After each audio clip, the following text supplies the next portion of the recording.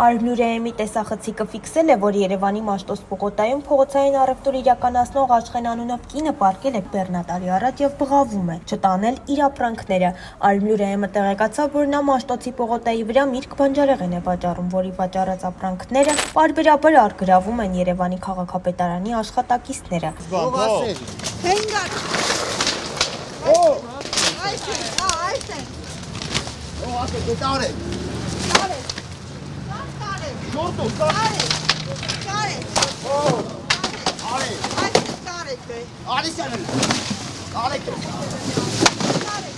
Այսպես Երևանի քաղաքապետ Տիգրան Ավինյանը պայքարում է փողոցային առևտրի դեմ, մարդկանց չտալով այլ ընտրանքի հնարավորություն եւ փաստացի տիրանալով քաղաքացու գույքին։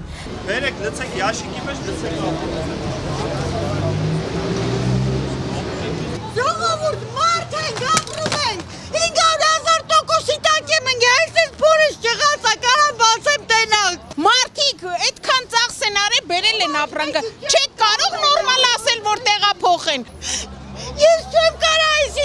տան, որ տալեն այդքան, երկուր առաջ են տալել 500,000։ Այսքան հանդիսատես, որ հավաքել ես գլխիդ,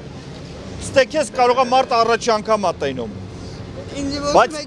մենք իրար շատ լավ գիտենք, որ լսի, ձենդ կտրի։